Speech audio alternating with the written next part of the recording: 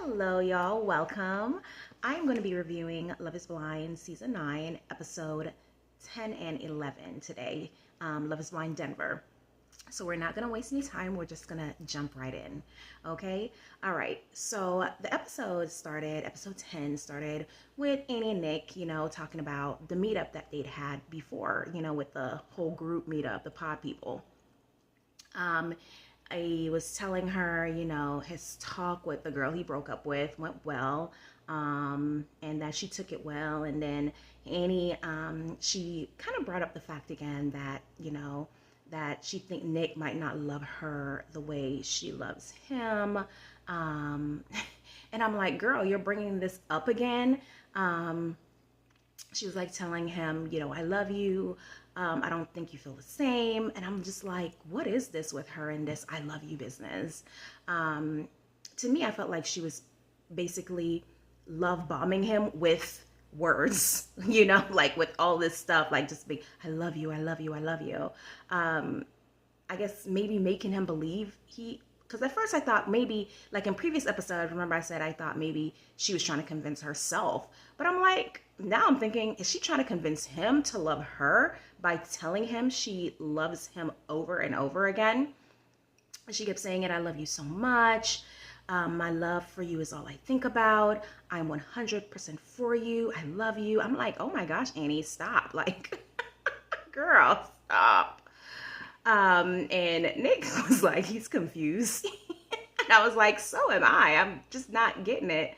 And like I said, from, when I first did the first review, I was like, when Nick was like, he's confused, I'm like, shoot. He was giving me like other vibes. So I was like, shoot, you may be confused about other things as well, okay? But that's, that's neither here nor there. Then moving on to Anton and Allie, they had a talk about, his drinking. He told her that having a couple of drinks here or there is not a problem. And of course she was like, she finds his drinking concerning. And that's understandable from what, she heard and what she see, he coming home, and having a beer early in the morning. Then he tried to flip it on her. He was like talking about her cleaning up habits, like, do you think it's a problem that you don't clean up after yourself, because she is a nurse, so she works, and, she did mention that, she's busy and she leaves stuff around, because, nurses, they work long shifts. They work 12-hour shifts, and then they do those like at least 3 days in a row, So I was like, I can see how she's busy. And he was like, do you think that's a problem with you doing that? And she was like,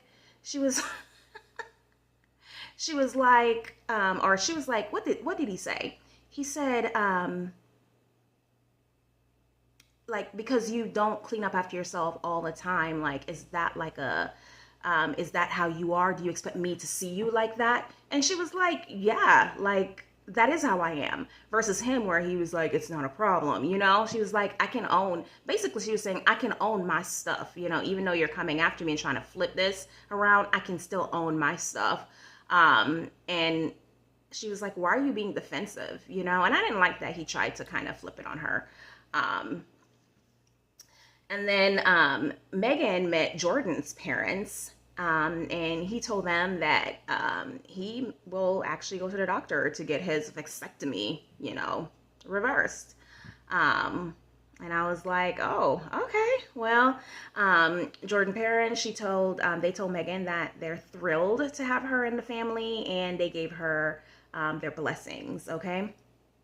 And then Edmund and KB, they had a conversation about him taking accountability for his part in the relationship. And this basically goes back to at the party, the little meetup with the pod people, where she explained to him basically the day leading up to the meetup, and how I guess she had asked him to go and get, because, the theme was like a cowboy theme, like a Western theme or whatever. So she was like, she wanted him to go get bandana, and he was like, he didn't want to go get the bananas, I guess, because he didn't want to be late. And she was like, it's just something. She was like, I did all this stuff that day, and you couldn't just do one thing for me to help alleviate, my day as my partner. So, for her, she didn't really like that. She was like, you couldn't just do this one thing for me. And she was like, that bothered me, and I guess she had explained that to him before, but he didn't really, listen to her on that. And she told him, he needs to learn to apologize and take accountability because, he doesn't want to apologize when he's wrong. So he apologized to her, and she explained to him that she needs him to step up and be more of the man that she sees that he has the potential to be, basically. She stated that she chose him for a reason, and that she said she had great manifestation for herself and him. And I was like, she really has a lot of patience with him, like so much patience.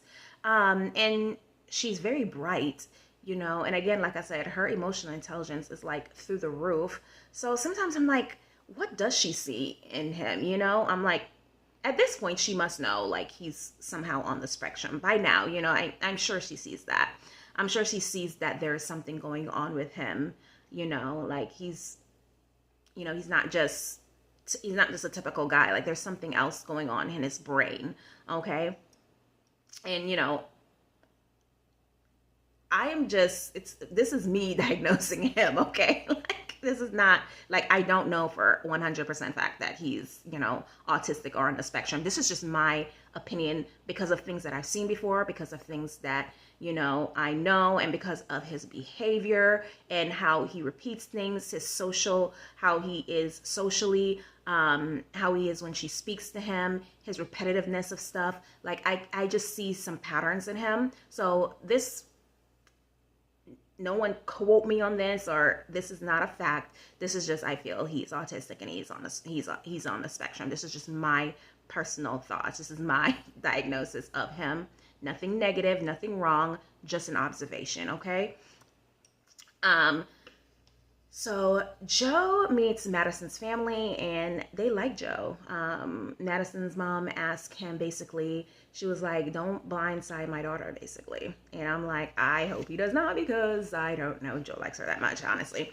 Because it's just like though Joe and Madison, they were like always arguing at the very beginning. So I don't know.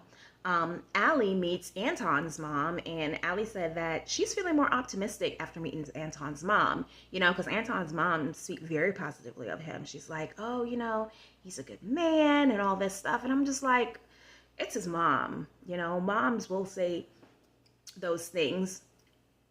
And so she will big up her son and put him in the best light. So I guess Allie's like, well, maybe some of what I was thinking before, I'm like, just because his mom come and praise him, it still doesn't get rid of those red flags, girl. Like, it still does not. But at least, she feels comfortable with mom, and she seems to trust his mom's word. And his mom seems, his mom was very likable. But I was like, don't overlook the red flag because mama is nice, And then there's Annie and Nick, and they had another conversation. I can't with these couple. They had another conversation about loving each other, okay? He told her that, I guess he told her that getting to the altar is not a happy idea for him. That's what his words is. It's not a happy idea for him. And she said, he's like, no, I don't want to go to the altar with you, and she was like, well, just give it a try. And he was like, no. And she told him, don't tell me no. Just like, the conversation was getting real crazy, y'all, if y'all haven't seen the episode yet and is just watching me. She said, don't tell me no. And then she said, or yes. He said he could not go on like this. I mean, this was a real soap opera moment, okay? He said he could not go on like this. And then she was basically begging him to be with her. She pleaded with him. And he told her no again, okay? She told him to love her, please. I was are you doing this? Like, she done lost it all, okay? He said, he told her, he was like, you can't make 1 + 1 = 3. You know what Annie said? She said, watch me. I was like, okay, girl. Like, she was a crazy person, right? I was like, okay, Annie. Then she was like, no, no, my love for you is real. I was like, yo, like, when I tell you, I was like, I stopped and looked at the TV because I was actually just kind of like just making notes as I was going. I was listening to them talk, and I was like, what is going on now? Like, this woman has gone mad. I am like, girl, I said to myself, like, I literally spoke to the TV. I was like, please allow this man to go on about his ways. Like, he is trying to tell you he don't want to be with you. Allow him to leave. Let him go live his truth, okay? Whatever that may be, okay? Because, you know, like I said, he may be interested in others, okay? So let him. If he say, if he says no, let it be. Let it be. Oh my God. I was like, what is going on with Annie? Like, she just went cuckoo. Maybe she's always been cuckoo. Or maybe, you know, love made people do crazy things. So maybe if she is really, really in love, maybe she's just one of those, like, she went crazy with love. Like, love make her crazy. I don't know. But I was embarrassed for her, to say the least. I don't know. Then she, you know, she had a little moment where she was telling the camera, basically, or she was just talking, saying, you know, maybe there's more that she's not understanding. She's like, there has to be something. There's more that I'm not understanding. And I'm like, Annie, maybe there is. Maybe there is more that you're not understanding. Let it go, girl. Let it go. Well, anyways, they all gathered for the wedding fitting now, okay? They all had, like, their family and friends there. The ladies, they tried on multiple, you know, wedding dresses, and everyone looks good. There wasn't anything to really, like, this is like that wedding fitting thing. Everyone looks good. They're all there. The men fitting, it went well as well. You know, the men looked nice in their suit. The only issue was with Joe. I guess, Joe, he seemed a little stressed, you know. The lady that was there kind of helping the gentlemen fit their suits, you know, she asked him, you know, would you like a tie with that? Because she could see that he just looked out of place. He just looked like he was trying to figure out, like, how to fit things. He was trying to make things fit for him, right? And she was like, do you need help with that? She was like, do you want a tie? She's like, do you want a bow tie? He was like, is that what people wear these days? Like, he just seemed very, like, not into it, okay? Like, he seemed very, like, I'm not really into this. I'm just going with the motions type thing. So then he said, you know, he put the tie around his neck, barely tied. You know, he was barely trying to tie it. They're like, his friends were joking with him. Maybe you need to, like, go and learn how to tie type thing. So he did that. And then I guess it just got too, I think he was just done pretending. He was like, yeah, I can't pretend no more. Like, I'm over this. He was like, I'm over this. So then you can see he's very much in distress. So he left. He just walked out the fitting, and he just walked out and went to his truck, and you could see a producer there talking to him. So he just left. So then episode 11, this moved into episode 11. I was like, dang, episode 10 was long. Like, I had to pause the episode. Are we still in episode 10? So episode 11, Joe told Madison after Tux fit in that he just had a breakdown, okay? And he told her, like, you're not my person, okay? Everybody loves saying that now. Grey's Anatomy just made that popular. You're not my person. You are my person. But anyways, Madison just kept asking Joe, you know, like, what is it about her? You know, is it someone else? You know, is it the timeline?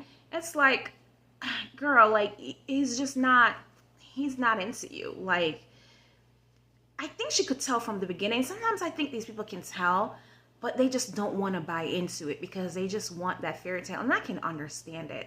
But if a man tells you no, usually he means it. Like, when a man, like, men are so different from women, like, and we've got to understand that, y'all. Like, we like to, these days we like to pretend like we're all the same. We're not. We are still wired differently. um it doesn't matter. Yes, we're in different times. So people like to think, men and women, we're the same, blah, blah. We're not the same. We're wired a little differently. We think a little differently about stuff. And society-wise, we're raised up to think a little differently too. So we're going to think a little differently. And when a man tells you, like, you're not what he wants, they usually don't change their mind. We do. We could tell a man no 100 times and end up married to him and live happily ever after. If a man tell us no once, we don't want you, that man don't want you. Men don't really change their mind that often. It's rare for a man to be like, I don't want you, and then end up coming back to you. He's not going to do that. Like, they know what they want. And, and at the very beginning, when I did that first review, and I was just like, he was just looking at her like, it's not what he said, like, it's not what I was like, it's not what you like, what? Like, his reaction to her was just like, even though he tried to clean up his reaction, saying, oh, you're beautiful or whatnot. It was just like an appeasement type, like, you're beautiful. It's what I'm supposed to say to my soon-to-be wife, on TV. But you could tell his reaction was like, and he even mentioned, like, she's not his type, and Madison is a pretty girl. She's a pretty girl. She has a nice figure. Like, in general, but you can tell that's not, he said he's used to women that's a very different body type, and I know exactly what that is. He visually, he just can't get over that, and some men just cannot, and we have to accept that men are just a little bit different, and when they have a visual type, when stuff turns them on, it is what it is. Not, there's lots of men out there that likes to be like, I like the brain and stuff like that. Like, they do like that too, but the physical has to come first for a lot of them. They have to be attracted to you visually. They have to like what you look like in the face and the body. They have to like all of that, okay? They're not a grow on you type thing. Again, a woman, we're different. We're a grow on you type thing. But anyways, I'm spending too much time on this. But I'm shocked that they even made it this far, because I didn't think they were going to come back from the honeymoon with all that arguing that they were doing. But anyways, moving on. So they've broken up, and moving on to Calabria, KB, we'll say KB. Like I said, I would just use KB. KB and Edmund, they had another conversation about him not being the same person on camera as he is with her when they're off camera. So she said, she was talking to him about, like, a situation they had before they got on the snowmobile. And, she was like, they were talking about something about, like, their bachelor party or something. And the producer told him something, and he honestly didn't want to do it.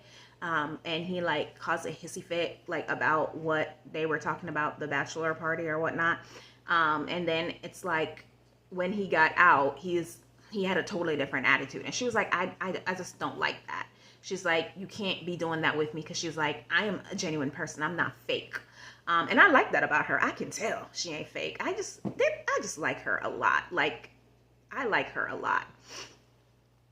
And then, she said she can't force him to want to grow up. And I'm like, yeah, he's got to grow, even though he's, like I said, I think he's on the spectrum or whatever. So even though I feel that way about him, you're still an adult. So you still can learn. You still can progress. You still can change your attitude. You still can change your behavior. There's still things that you can do, okay? Because you're still a grown man. So you've got to act like it. And you do have to take accountability. So she tried to, like, every time she speaks to him, it's kind of like a teacher speaking to a child, or a mom talking to a child, or so. It's like she explained things so thoroughly that there's no way to kind of be like, I don't understand what you're saying, because she'll explain it, and if she's looking like you don't understand, she continues to explain it.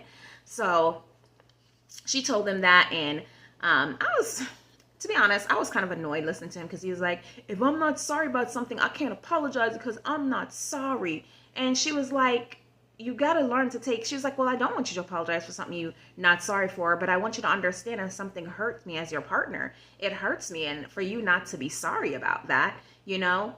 And it's just like, I don't think he was getting it. So I was annoyed, and she tried to help him understand. And, you know, she got out of herself a little bit, and she kind of, you know, cursed at him a little bit, which I can understand. It's like, bruh, like, it was just frustrating even listening to their conversation.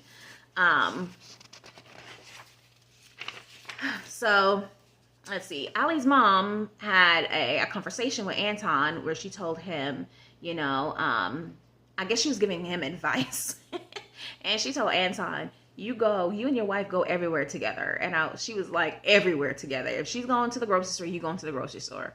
Okay? If you going to the bars with your friends, you don't go to the bars with your friends. You go with your spouse. If you, she said, if you doing the dishes, you're both doing the dishes together. You do everything together. And I was like, wow, everything. I was like, give each other room to breathe. But that was her advice, you know, on how to stay together with your spouse. And there's some couples who do everything together, and they do have strong relationships. Like, you see them, they're barely ever apart. Like, barely ever apart. They're like, if they spend one night apart, they act like a piece of them is missing. Those type of relationships I've seen those type of relationships, and you're like, oh, wow, it's kind of interesting. And it's good. I'm not interested in bad. I'm like, it's good. That's kind of interesting because those relationships are so rare these days, you know? It's kind of old school, where those couples like do things together, and, you know, they're always doing things together. You see I mostly see that in older couples. But that was their advice. And Anton was like, yeah, because of the dishes conversation. He was like, yeah, we can do that together. But Edmund came in. This is a different scene now. Edmund came in with flowers, apologizing to KB. I guess finally. He said he's apologizing sincerely because he's had some time to reflect, and he doesn't want to lose her. And I was like, okay, good. And maybe that's what he needs. Maybe every time they have arguments, maybe he needs some time to kind of reflect and understand where he went wrong, and sit back and kind of like assess the situation, you know, because there's a certain way that certain people deal with things. But at the end of the day, it's like, oh, does she want to deal with that, you know? But she told him that she appreciated the apology and that she's working on her patience, and she apologized, you know, for getting out of character with him, you know, and using those choice curse words with him. Megan and Jordan, they had a conversation about having more conversations. She said she needed more stimulation from him, okay? And then he told her that she needs to be more empathetic to his situation. And I'm like, boy, okay. I was like, all she's wanting is someone to just listen to her and talk to her. Because she told him, she was like, the person she fell in with the pods is the person they could sit and have a conversation and talk to each other about things. She said, you know, I want to talk to you about your day, like what you did at work. And he basically was like, we're not talking. Because remember when they did the little hat fitting thing, he had told her, you know, she's like, you know, let's talk about, hair sticking up. She was like, I want to talk about your day with you. And he had basically was like, we're not talking about that. Like, I want to talk about your day at work, she had said. So at the happening, he mentioned that too. And I was like, I wonder if she caught that, because I caught that. And now in this conversation, she's saying it again. Like, I want you to talk about your day with me. And he's like, I'm not talking about work with you. And I'm like, why is he so like adamant about not discussing his job with her? Like, that to me is kind of weird. It's not weird. Like, I'm thinking, oh, you know, it's like he's, you know, he doesn't have a job, or he's doing some shady stuff with the job or something. I'm not thinking like that. I'm thinking like, why is this an issue where you don't, like, are you like foreseeing stuff? Like, if I start talking about it now, she's going to expect me to talk about every aspect of the job. Like, you know, it's weird. Like, I didn't understand that, because I was like, I don't see it being those issues. So what is it? What is it that make you not want to talk about your job with her? All she's wanting, and even if you don't want to talk about your job, then talk about something else. And he was like, yeah, he's like, I need you to be empathetic to my situation. He was like, he worked these long hours and then he has the baby. And I'm like, okay, we get it. We get that you work long hours, and we do get that, you know, you do have a child, and you're not the sole caregiver of the child, right? The child does have a mother, and now Megan would be coming in, would be like somebody, a third person, and Megan seems happy to be able to jump in and help. Why are you making it so difficult? Like, your situation is so much difficult than anybody else. Megan seems to be a hardworking chick too. You know, she's traveling out of town a few days a week for her job. Traveling for work is hard. I used to do that, and that takes a toll on you as well. She works very hard, so it's not like you're the only one working. She just wants her man to talk to her. She just wants her husband to, you know, once you, if you're not talking about work, you'll talk about work with somebody else, and there's going to be a breakdown of that relationship. So talk to her. I just didn't get that, you know. And then he flipped it back on her, saying that, you know, talking about what will you do with your lifestyle when we have kids, because she was talking about, you know, she travels for work, and sometimes she'd like him to go out, you know, for dinner with her, or she'd like to go out, you know, she goes out with her girl sometimes, she'd like him to come, you know, they do things, she'd like him to join her, because it seems like now he's not doing that, you know, he's very focused on work. And I get it, he's like, I want to work so that later on I can have a bigger life, I can have a better lifestyle. But taking a few time, you there's got to be like balance, right? There's got to be balance. So find that balance with her. It doesn't seem like he wanted to give up much for her. It seems like he just wanted her to he wanted to live his same life, and then he wanted her to just come and just be, it was weird. Like, he just wanted like somebody who, like a pocket bride. What they call those little pocket brides. You just buy the brides and they come.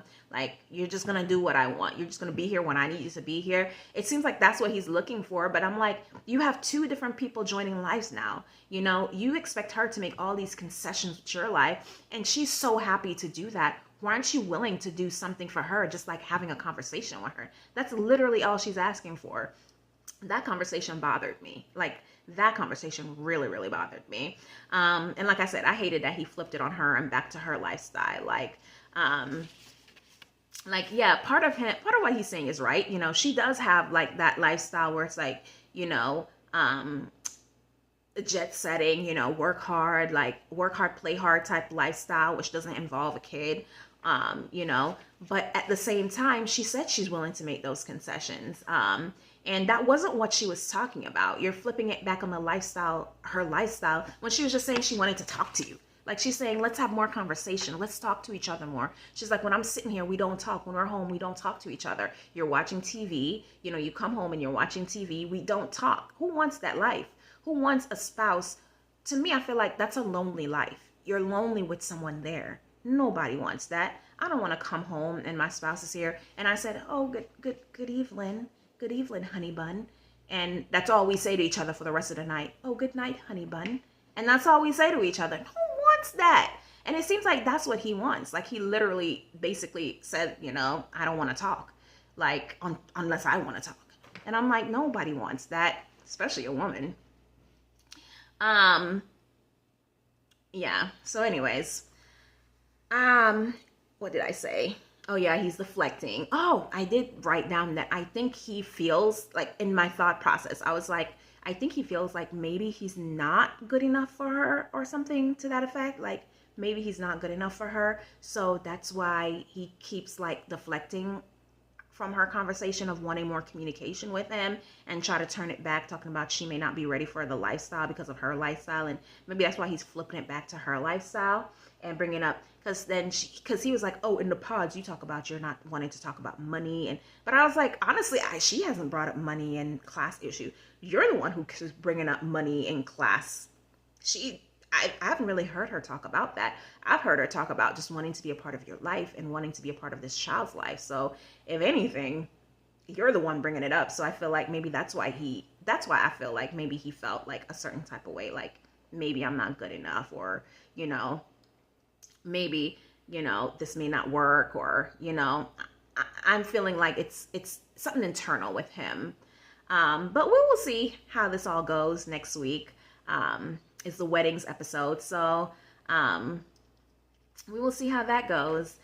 Thank y'all for watching, and I hope to see you next time.